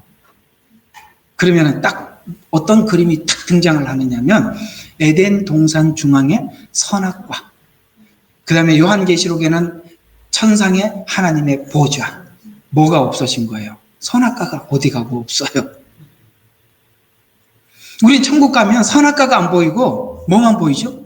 예수님만 보이는 거예요. 하나님의 보좌만 보이는 거예요. 그 하나님의 보좌를 볼 때마다 뭘 생각하겠습니까? 우리를 사랑하신 그분을 우리 가슴에 넣고 주님과 함께 사는 것입니다. 아멘. 이것이 하나님이 원래 그리스도 안에서 거룩하고 흠없게 하시려고. 왜요? 창세기에 보니까 거룩해야 안 해요. 아담의 범죄가 거룩하지 않아요. 흠이 있어요. 욕심이 여전히 있습니다. 탐심이 그대로 있습니다. 거룩하지 않아요. 그러나 이 거룩과 흠없음은 여러분 이게 명령으로 되는 일이 아니에요. 법으로 사람을 거룩하게 만들 수는 없어요. 그래서 그 사랑만이 우리를 거룩하게 만들 수 있고 그 사랑만이 흠없게 되는데, 여러분 법은 밖에서 나를 끌어당기는 힘이라면 해랑은 내 안에서 올라오는 자발적인 힘이에요. 이걸 바꾸기 위해서 하나님은 그리스도 안에서만 이 일을 해결하겠다라고 하나님은 이미 창세 이전에 계획하셔서 그리스도 예수 안에서 우리를 택하시오 라고 말씀하고 있습니다. 하나님은, 하나님의 택하심은 신랑이 신부를 사랑한 사랑으로 신부를 거룩하고 흠없게 하려고 하는 계획을 하나님은 창세 이전에 준비하셨다. 이렇게 말씀하고 있는 것이죠. 그래서 하나님의 뜻을 따라 하나님의 아들이신 예수님이 신부가 살고 있는 이 땅에 오시기로 결정을 하셨대요. 왜? 아까 말씀드린 것처럼 정해놓으면 신랑이 신부를 얻기 위해서 그 신부의 지역으로 가야만 하듯이 주님은 성육신하신 것입니다. 여러분, 주님의 성육신은 창세기의 창조는 말씀으로 하셨어요. 명령으로 하셨지만 우리 마음을 창조하기 위해서는 당신이 하나님이라는 위치를 버리고 인간이 되셔야만 했던 것입니다. 더 나아가서 십자가에 죽으셔야만 했던 것입니다. 창조보다 더 큰 것은 우리 마음을 변화시키는 능력이죠. 창조야 말만 하면 됩니다. 그러나 우리 마음은 그 사랑을 서로 교감하지 않으면 결코 바뀌지 않아요. 그걸 하나님이 먼저 우리에게 모든 사랑을 다 쏟았죠. 그래서 우리가 그 사랑을 받아들임으로써 우리는 드디어 변화되기 시작한 것입니다. 저는 주님의 성육신이 십자가의 죽음보다 못하지 않다고 생각합니다. 그것이 어쩌면 더 클 수 있어요. 이해가 가십니까? 너무나도. 왜냐하면 이건 누구도 알 수 없었어요. 빛이 왔으되 어둠이 깨닫지 못했어요. 아무도 주님이 왜 오셨는지 제자들이 3년 반을 따라다녔지만 아무도 몰랐습니다. 그것은요, 하나님과 예수님만 아는 길이었습니다. 사단은 그 일을 방해하려 했지만 다 극복을 하셨습니다. 초림하셔서 뭡니까? 시험산에서도 넘어섰었고 겟세마네 동산에도 넘어섰고 다 넘어서서 결국은 그 십자가 위에서 끝까지 죽임을 당하셨던 것은 우리는 그게 왜 그런지 다 이제는 다 알게 되었어요. 왜 오셨는지, 왜 그렇게 사셨는지, 왜 그렇게 가셨는지 우리는 너무나도 그것이 전부가 나를 위한 일이라는 것에 대해서 우리는 어느 한 구석에서 성육신에서 느낄 수 있고 빌라도 뜰에서 느낄 수 있고 골고다에서 느낄 수 있고 십자가에서 느낄 수 있는 것입니다. 어디 한 구석이 하나님이 우리를 위하지 않는 것이 어디가 있었겠습니까? 그것이 바로 그런 이야기입니다. 그래서 로마서 5장 19절이 이런 말씀을 하고 있습니다. 성육신은 자발적으로 순종하여 오심이라고 한 사람의 불순종으로 인하여 많은 사람이 죄인 된 것 같이 죄인을 만들어 놓고 어떻게 했습니까? 한 사람의 순종으로 인하여 많은 사람이 의인이 되었다는 이건 아까 주는 그리스도의 살아계신 하나님의 아들이라는 교리적인 고백이 아니라 우리가 죄인을 넘어서 의인이 되었다는 거예요. 한 사람의 불순종으로 내가 죄인이라는 걸 알고 예수님을 만나서 의인이 됐다라는 것을 알기 위해서 먼저 누가 동원됐어요? 첫 아담. 그를 동원을 해서 하나님께서는 너는 그냥 예수 믿어서 의롭다라고 의를 그냥 선포한 것이 아니라 충분하게 죄를 감지하고 확인하고 신하게 해서 하나님이 의를 주셨다라고 이야기를 하는 것입니다. 그런데 여기 보면 이제 여기 5장 19절 이렇게 쭉쭉쭉 내려가다 보면 어떤 말이냐면 더욱더라는 말이 계속 반복돼요. 더욱더. 여러분 죄가 1이었는데 죄 용서는 더욱더가 되면 이게 최소한 30배, 최소한 60배, 최소한 100배예요. 또 못 알아듣는 표정. 죄가 한 개. 우리는 하나님 앞에 죄가 하나를 고백했는데 하나님이 주신 의는 최소한 30배, 60배, 100배. 하나님은 우리가 이런 게 있잖아요. 내가 하나님 앞에 죄를 시인하고 고백하고 하나님 앞에 내려놓았을 때 주시는 은혜는 최소한 그걸 내려놓은 것에 하나님이 기본적으로 30원 주시더라고요. 은혜를. 그런 경험이 있으시죠? 그래서 한 사람을 철저하게 죄인 만들고 그리고 우리가 죄인이라는 걸 충분히 인지하게 해서 예수님이 주신 은혜가 거기에 더욱더라는 큰 은혜가 더해져서 우리가 더욱더 큰 은혜를 받게 되었다라는 이야기가 되는 것입니다. 그래서 왜 그렇게 하셨는가? 열매를 맺게 하시려고. 그 열매가 뭐냐? 요한복음 15장 16절에 보니까 내가 너희를 선택했다. 왜요? 열매를 맺게 하려 함이라 라는 이 열매는 우리가 잘 알고 있는 갈라디아서 5장에 등장하고 있는 성령의 열매들. 근데 성령의 열매들을 쭉 읽어보면 전부 다 뭔가 이렇게 바깥에 보여지는 열매가 아니라 내 안에 나타나는 열매. 사랑, 안 나타나죠. 내 안에 있죠. 희락, 내 안에 있는 거예요. 기쁨, 화평, 전부 다 내 안에 있는 거예요. 그건 사람들에게 보이지는 않지만 그 사람 속에 있어서 그런 것들이 이웃과의 관계 속에서 사랑이 나가고 화평이 나가고 다 못 외우니까. 그렇게 그런 것들이 우리 속에 이걸 인간이 스스로 살면서 성령의 열매를 누가 맺을 성품적으로 태어나서 온유한 성품을 가질 수는 있지만 인간의 온유함은 한계가 있는 거예요. 저도 괜찮게 온유한 사람이었는데 살다 보니 없어지더라고요. 선천적인 것은 한계가 있구나. 맞죠? 하나님께서 그 안에서 맺혀지게 될 때. 그래서 그런 열매들이 이웃과의 삶과 관계 속에서 자연스럽게 보여지게 되고 그걸 보고 사람들이 주님 앞에 영광을 돌리러 모이는 것. 이것이 교회예요. 아멘.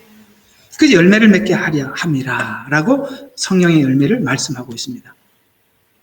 또 아까 지창금을 이야기한 것처럼 지창금을 지불했다는 것은 십자가의 죽으심을 이야기하는데 여기 우리가 잘 알고 있는 요한복음 6장 47절과 51절에 보면 이 빵을 먹어라 그리하면 살리라 라고 하신 이 말씀을 한번 우리 지나가면서 한번 봤으면 좋겠습니다. 요한복음 6장 47절에서 51절 말씀. 6장 47절에서 진실로 진실로 내가 너희에게 말하노니 나를 믿는 사람은 영생을 가졌나니 나는 그 생명의 빵이라. 너희의 조상은 광야에서 만나를 먹고 죽었으나 이것은 하늘에서 내려온 빵이니 그것을 먹는 자는 죽지 아니하리라. 나는 하늘에서 내려온 살아있는 빵이니 누구든지 이 빵을 먹으면 영원히 살리라. 또 내가 줄 이 빵은 줄 빵이래. 미래형이죠. 곧 죽으심, 십자가의 죽음을 이야기하는 것입니다. 이 빵은 세상의 생명을 위하여 줄 나의 살이니라. 아멘. 예. 유대인들은 그걸 못 알아먹죠. 야, 자기가 죽어서 자기 피를 주고 살을 준단다. 이게 무슨 말이냐? 식인종이냐? 뭐 이렇게 이야기한단 말이죠. 이상하게 우리는 이걸 알아듣더라는 거예요. 희한하죠. 여러분 성경을 보는데 성경이 열리고 이게 복음이 보이는 거예요. 이게 똑같은 이야기를 하는데도 누구는 야 자기 살을 준단다, 피를 준단다. 이상한 정신병자 아니냐 이렇게 생각을 하지만 우리는 거기에 눈물을 흘리고 감격하죠. 그것이 우리를 바꿔놓은 것이지요. 그래서 이 빵을 먹으면 살리라라는 이 말은 유대의 청혼법에 보면 이제 값을 지불을 해요. 신랑이 신부의 값을 지불을 할 때 어떤 일이 이제 신랑이 받아들인 신부를 향해서 이제 보증으로 이게 그 받으면 살리라고 했을 때 제자들이 받았잖아요. 받았을 때 이제 그걸 받은 것으로 계약서를 우리가 받은 거 아니에요. 그 계약서가 뭐냐? 성령을 보내주신 거예요. 그래서 요한복음 5장 24절에 보니까 믿고 믿는 자는 영생을 가졌다. 로마서 10장 13절에 보니까 주의 이름을 부르는 자는 구원을 받으리라. 사도행전 2장 38절에 보니까 베드로가 이르되 회개하고 너희 각 사람이 예수 그리스도의 이름으로 죄사함을 받으려고 침례를 받으라. 그리하면 성령을 선물로 받으리라고 말하는 아까 믿는 자, 영접하는 자에게 뭘 주셨어요? 지금 베드로가 복음을 전해보니까 사람들이 예수님을 믿더라는 거죠.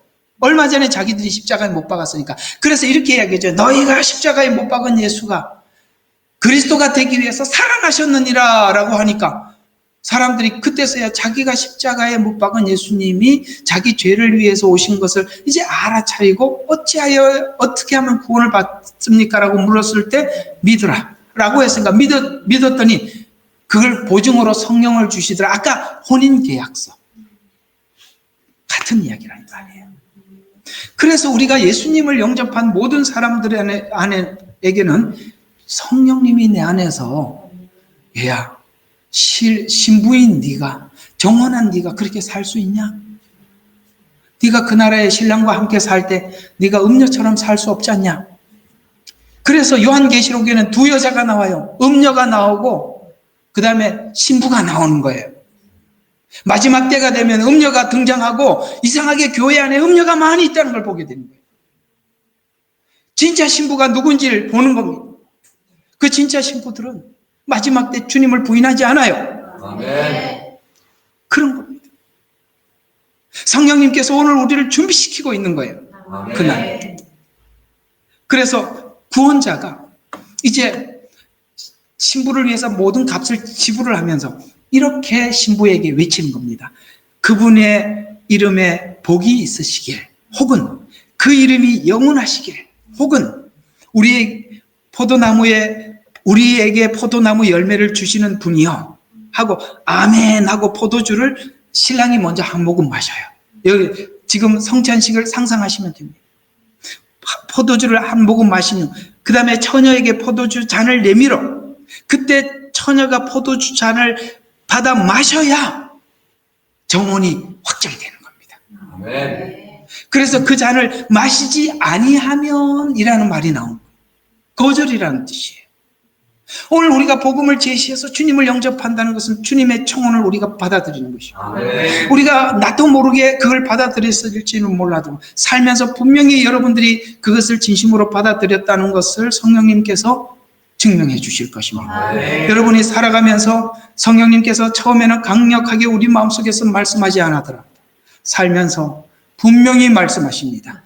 어떨 때마다 하나님께서 목사님을 통해서 말씀을 하실 때 여러분 마음을 움직일 것이고, 여러분들이 죄 앞에 섰을 때 성령님께서는 분명히 이것은 하나님이 기뻐하시는 것이다, 이것은 하나님이 기뻐하지 않는 것이라고 성령님께서 분명히 말씀해 주시는 것입니다. 아멘.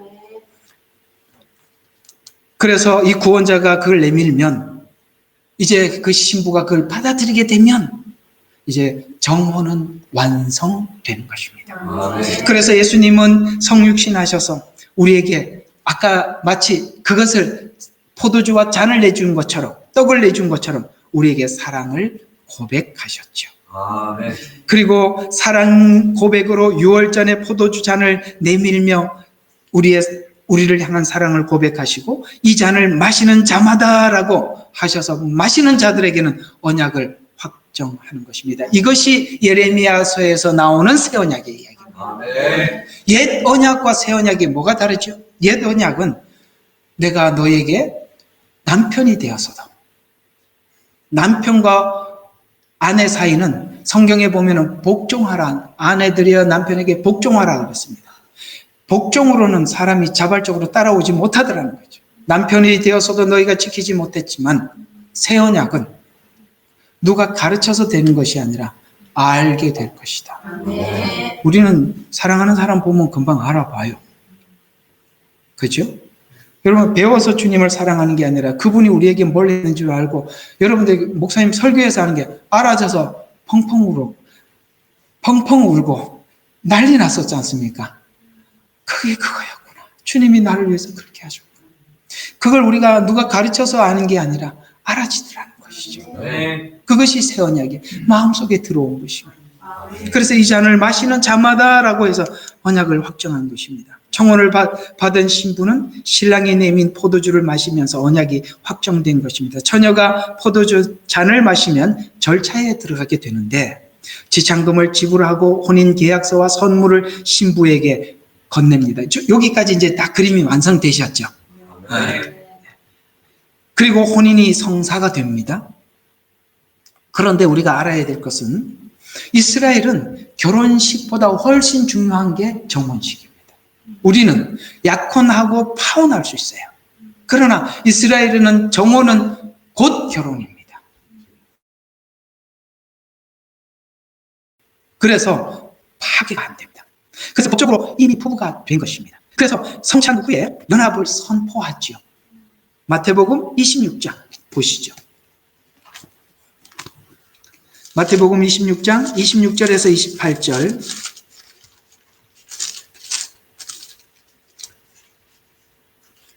자, 그들이 먹고 있을 때 예수께서 빵을 가지시고 축복하신 후에 떼어 제자들에게 주시며 말씀하시기를 받아 먹으라 이것은 나의 몸이니라 하고 또 잔을 가지고 감사를 드린 후에 그들에게 주시며 말씀하시기를 이것을 모두 마시라 이는 이것이 죄들을 사하심으로 인하여 많은 사람을 위해 흘리는 나의 새 언약의 피이기 때문이라. 내가 너희에게 말하노니 이제부터 너희와 함께 내 아버지 왕국에서 새 것으로 마시는 그날까지 포도나무에서 난 것은 마시지 아니하리라고 하시더라. 아멘. 이 언약이 어디까지 가더라? 왕국까지 가더라. 이게 어떤 왕국이죠? 천년 왕국. 하나님은 놀랍게도 우리가 예수님을 영접한 자들에게 영화롭게 하리라라고 영화까지 가더라는 거예요. 이 하나님께서 우리에게 정언한 이 정언은 그 약속이 변함이 없으신다. 놀랍게도 하나님께서 다윗에게 약속을 하셨어요. 솔로몬에게도 약속을 하셨어요. 그러나 그 후손 왕들은 그 약속을 이어갈 만한 자질이 부족한 왕들이 너무나도 많았습니다. 그럼에도 불구하고 하나님께서 우리와 맺은 언약을 이렇게 계속 반복해서 말하고 있습니다. 내가 다윗을 생각하사, 내가 다윗과 언약한 것을 생각하사. 하나님은 사람과 한 약속을 그가 중간에 그걸 이을 만한 능력이 없는 자가 나타나더라도 하나님께서 약속한 약속을 하나님이 이어가고 있기 때문에 오늘도 하나님 앞에 우리는 실패한 모습 그대로 하나님 앞에 계속 나가서 말할 수 있는 것입니다. 이번에 강사님이 참 귀한 이야기를 제가 자주 쓰는 말을 해주셔서 감사했습니다. 우리는 하나님 앞에 뻔뻔하게 나가는 거예요. 우리가 언제 그런 거 저런 거 생각하면 부끄러워서 어떻게 나오겠어요. 여기 보니까 저는 월요일 날 빼고 거의 대부분이 저녁마다 강의가 있어요. 근데 목사님도 보니까 토요일만 쉽니까? 이 옥방의 저력을 아시겠습니까? 정말 열심히 하시는구나 싶었습니다. 근데 우리가 어느 때는 물론 우리가 피곤해서 못 나올 때도 있지만 어느 날은 너무 하나님 앞에 부끄러울 때가 있어요. 그래도 우리가 나갈 수 있는 힘은 우리 어떤 행위에 따라서 하나님이 받거나 받지 않는 것이 아니라 여전히 하나님께서 오늘 다윗과 언약한 후손들이 자질이 없지만 하나님은 다윗과 언약을 생각한 것처럼 예수님과 우리 사이의 언약을 생각하사 우리가 하나님의 보좌 앞에 나갈 수 있는 것이죠. 아멘. 그래서 우리는 하나님 앞에 이제 담대하게 나갈 수가 있는 것입니다. 아멘. 이와 같이 구원받은 성도는 신부며 신부는 법적으로 부부가 되었다는 것을 아는 것이 신부입니다. 아멘. 우리는 분명히 우리가 하나님 앞에 구원을 받은 사람들은 신부라는 걸 알아요. 그리고 신랑이 뭘 부탁하고 갔는지 너무나도 잘 알고 있어서 음녀처럼 살 수는 없어요. 아멘. 지금은 우리 교회 안에서 다 같은 크리스찬 같이 보이지만 환란이 찾아오면 음녀들이 쫙 드러날 것입니다. 청혼식 이후에 이때부터 신부는 구별된 사람으로 본인은 간주하기 시작하는 것입니다. 그래서 중동에 가보면 베일을 쓰고 다니는 것입니다. 베일을 씀으로써 나는 한 남자에게 헌신된 자라는 것을 공포하고 시인하여 그리스도의 사람이 되었음을 선언하는 것입니다. 우리는 분명히 다른 것입니다. 그래서 우리는 어디를 가도 우리의 신분을 감추지 않는 것입니다.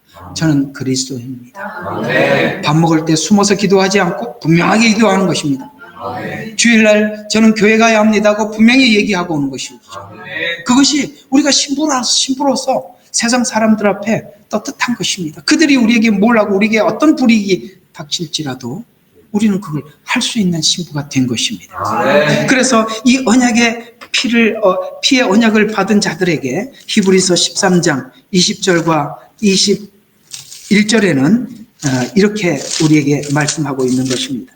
히브리서 13장 20절과 21절에 이렇게 말씀하고 있습니다. 자, 이제 양들의 큰 목자이신 우리 주 예수 그리스도를 죽은 자들로부터 다시 이끌어내신 평강의 하나님께서 영원한 언약의 피를 통하여 모든 선한 일에 너희를 온전히 하사 그의 뜻을 행하게 하시고 예수 그리스도를 통하여 그분이 보시기에 참으로 기쁨이 되는 것을 너희 안에서 이루어지기를 원하노라. 영광이 그분께 영원 무궁토록 있을지어다. 아멘. 그걸 어디서 이룬다고요? 우리 안에서 이룬다고요. 안에서. 여러분, 우리 신앙은 밖에서 보여지는 것이 아니라 우리 안에서 일어나는 것입니다. 아멘. 우리가 다른 사람들을 위해서 온유하고 다른 사람들을 위해서 참고 상대방은 절대 몰라줄 수 있어요. 주님께서 왜 그렇게 참고 가셨는지 아무도 몰랐듯이 우리가 이웃을 위해서 영혼들을 위해서 희생하는 거 상대방은 절대 모를 수 있습니다. 그러나 그것이 우리 안에서 완성되어 있기 때문에 우리는 주님만 알아주시면 되는 것입니다. 아멘.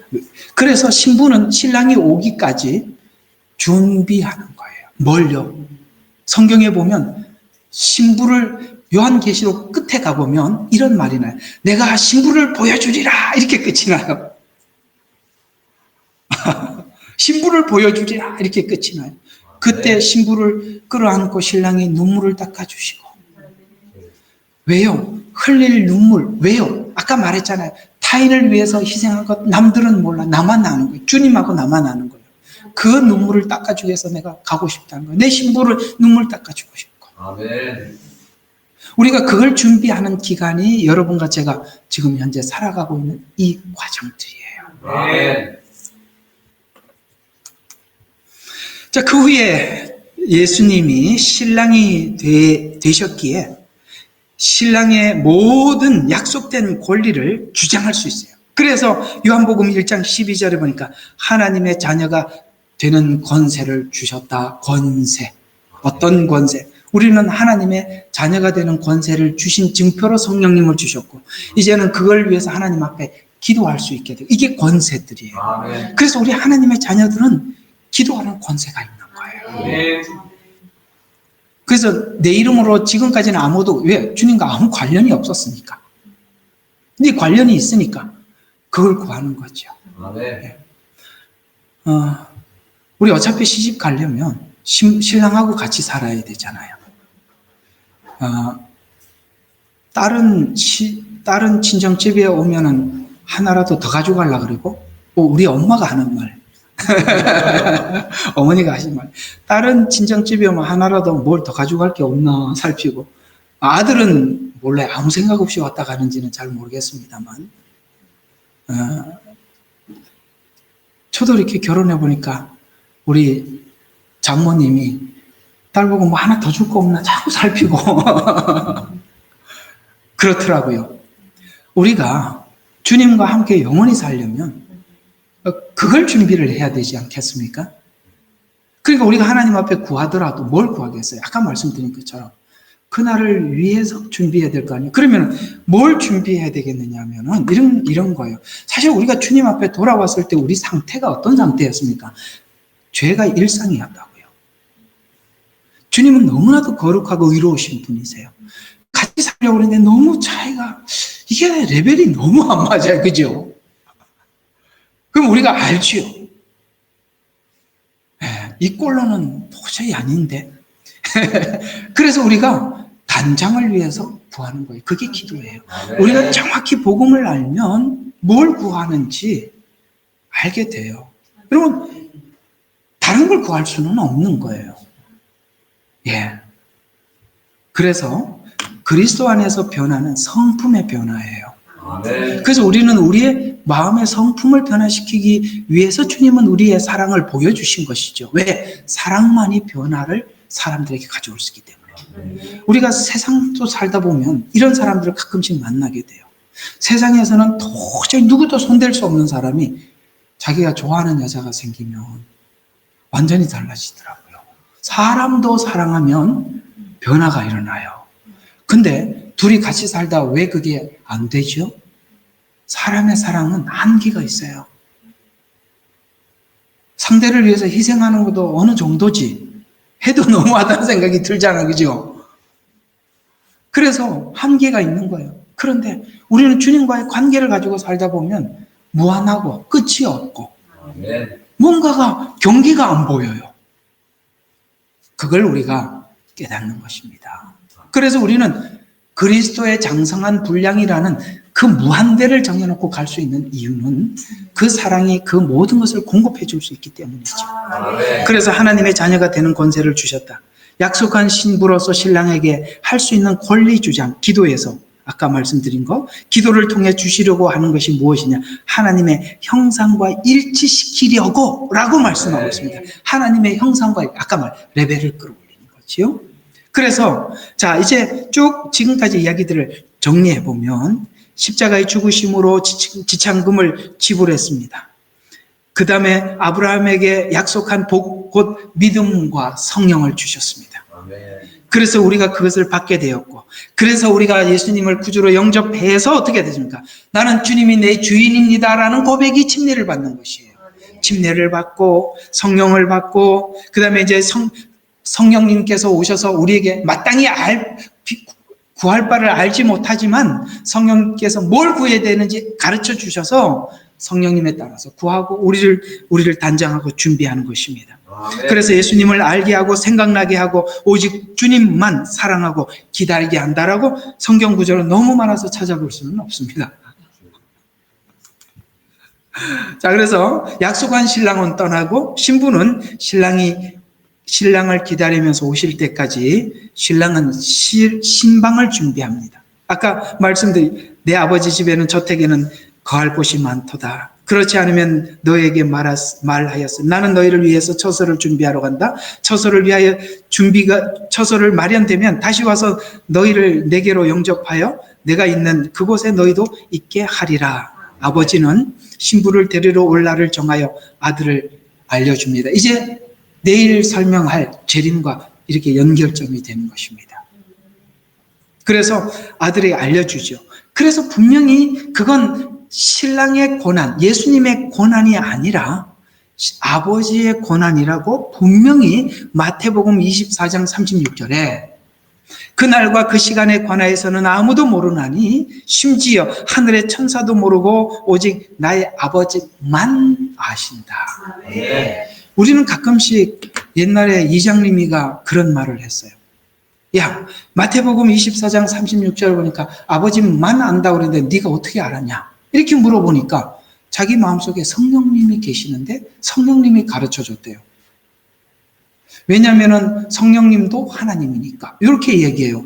그게 함정입니다. 삼위를 부인한 겁니다. 이단은 삼위 일체에서 전부 다 삼위가 엇나가든지 일체가 엇나가든지 둘 중에 하나는 반드시 문제가 생기게 되어 있습니다. 성령님도 모릅니다. 예수님도 몰라요. 아버지만 알아요. 우리나라 말에는 도 많이 중요합니다. 자, 신부는 이제 미크바라는 의식을 치러야 돼요. 주님 오시기 전에.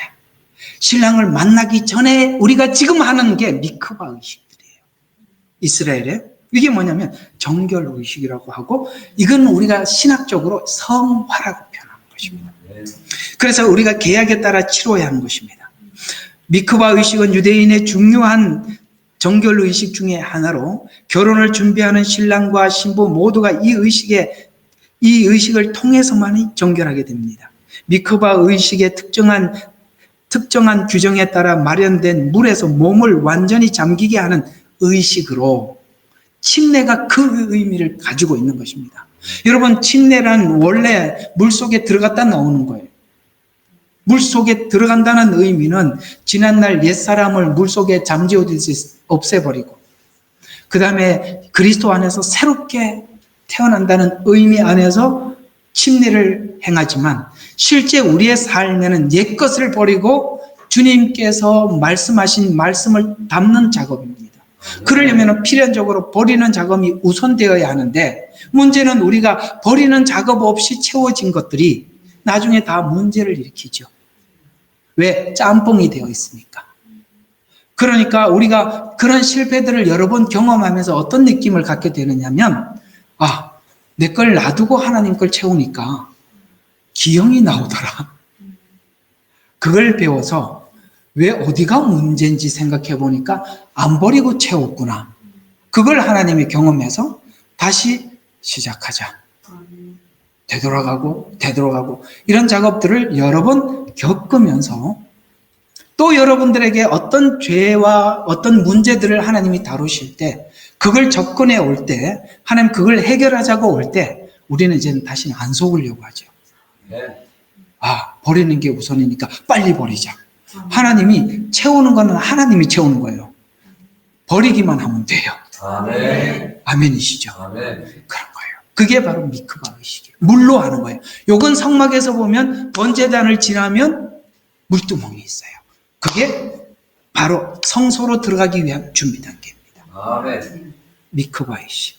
그래서 성소에 들어가기 전에 번제단에 제물을 드리고 그 다음에 물두멍에 손을 씻는 것입니다. 그래서 예수님이 베드로가 뭐라 그럽니까? 이미 목욕한 자는 손과 발밖에 씻을 것이 없다라는 것은 예수님 앞에 구원받고 하나님 앞에 돌아온 자들은 손, 발 씻는 것. 이것이 날마다 그래서 우리가 지난날 우리 속에 있던 죄들이 무엇인지 하나님 발견하게 해주시는 것입니다. 그걸 뭘로 발견하게 해주는지 아십니까? 야고보서예요. 그게 말이에요. 언어예요. 여러분 우리 언어 속에 언어는 우리 마음의 창이에요. 말 속에는 감출 수 없는 게 있어요. 모든 것이 드러나죠. 아무리 언어 기법을 배워서 말을 해도 그 속에 있는 죄성은 감출 수가 없는 거예요. 그래서 이 미크바 의식에서 하나님 내가 뭘 해결해야 됩니까? 라고 묻는다면 우리의 언어 속에서 하나님이 계속 우리에게 발견하게 해주시는 것이거든요. 그래서 완전히 잠기게 하는 의식. 그래서 우리가 완전히 잠겨야 올라오는 것입니다. 그래서 준비 단계에 신랑과 약속한 신부의 정결로 이 단계를 성화라고 합니다. 몸 정결케 하고 그래서 목욕을 통해 몸을 깨끗이 하고 손톱과 발톱을 다듬고 머리카락을 씻고 빗질하여 이거 아가서에 나와요. 그게 내가 이제 성경만 이렇게 짚어드릴게요. 질서 있게 한다는 거예요. 이게 빗을 빌면 그 하잖아요. 그죠? 말씀이 정렬이 질서가 있어요. 신앙에는 질서가 있어요. 그래서 빗질하고 액세서리나 화장품을 제거해요. 위선하지 말라는 거예요. 제거하고 이물질을 사용하지 않고 정결하게 하신다.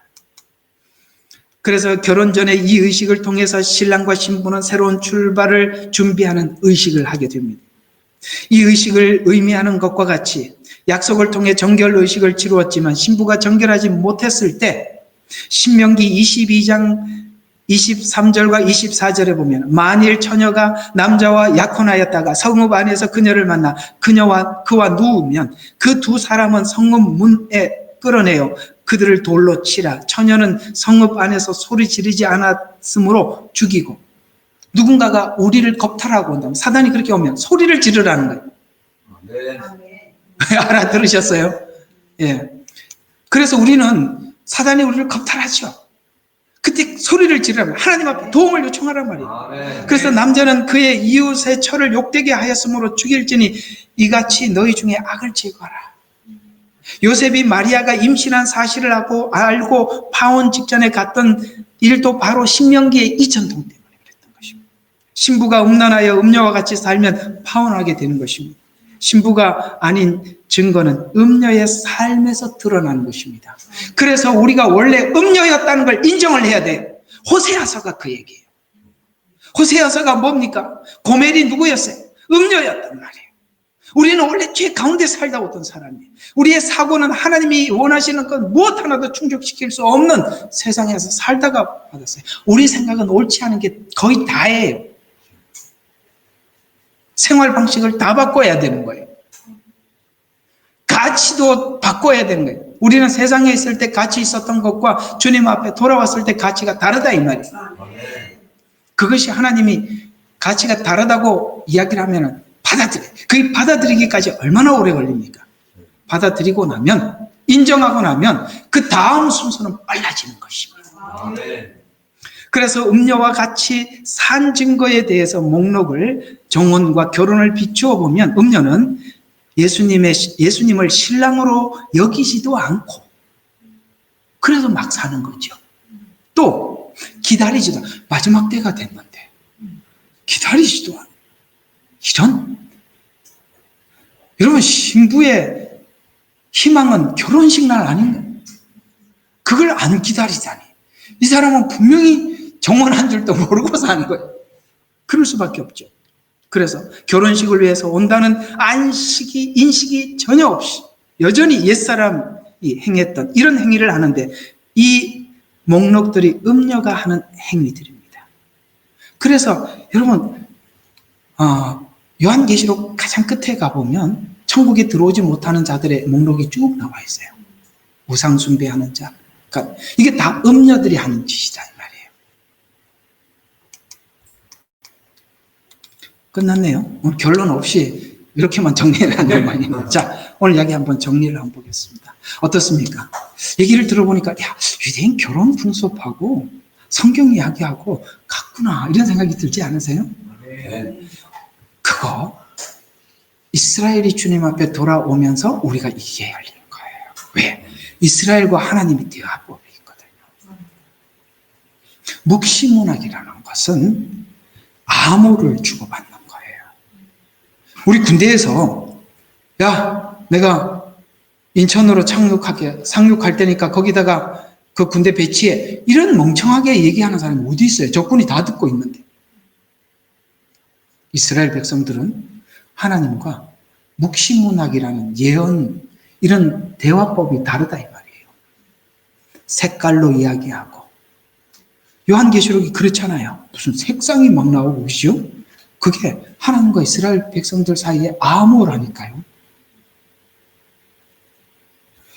어쨌든 오늘 여러분들과 함께 초림, 성육신, 십자가, 죽음, 성령을 보내주심이 바로 이런 연관이 있구나라고 말씀을 드렸습니다. 내일은 이제 재림에 대해서 결혼, 오늘은 정혼, 내일은 결혼을 통해서 재림이 무엇인지 말씀을 드리고 이제 이틀이잖아요. 정말 여러분들에게 또 하나 뭘로 해야 되나? 사실 이렇게 평범한 좀 설교를 오늘 이번에 오신 목사님이 그런 이야기를 합니다. 저는 어떤 본문을 줘도 설교를 합니다. 저는 어떤 본문을 줘도 강의가 되더라고요. 이게 달라. 그분은 설교를 만들어내는데 나는 어디를 봐도 강의를 만드는. 나는 이게 설교가 안 되는 좀 그런 게 역시 하나님의 이 부르심이 다르구나. 똑같은 본문을 보면서 이렇게 감동적으로 설교를 만들어내다니 그래서 참 하나님 이렇게 보는 눈도 다르고 그렇구나라는 생각이 들어서 금요일 날은 여러분들과 함께 다니엘서와 요한계시록의 체인을 하나 좀 걸어드리겠습니다. 네. 그래서 요한계시록을 다니엘에서 벌써 다 설명했구나 이렇게 알 수 있습니다. 자, 여기까지 하고 제가 한번 잠시 기도하고 마치도록 하겠습니다.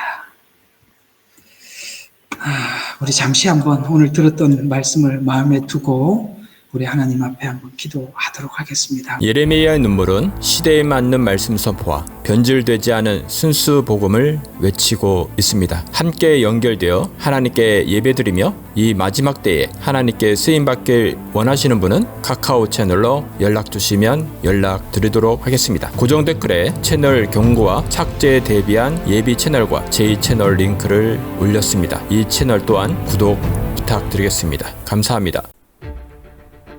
우리는 역사상 가장 중요한 시점을 지나고 있습니다. 하나님께서는 하나님의 일을 하시기 전에 사람을 준비시키셨음을 우리가 알고 있습니다. 하나님 말씀은 마지막 때에 대추수, 대부흥의 때가 있다고 분명히 예언하고 있습니다. 아멘. 하나님의 말씀이 그대로 성취될 것을 믿습니다. 예레미야 눈물은 잠자는 교회와 영혼을 깨우기 위해 노력하고 있습니다. 이 가슴 뛰는 일에 함께 하길 원하시는 분은 카카오 채널로 연락 주시기 바랍니다. 당신은 위대한 하나님의 사람입니다.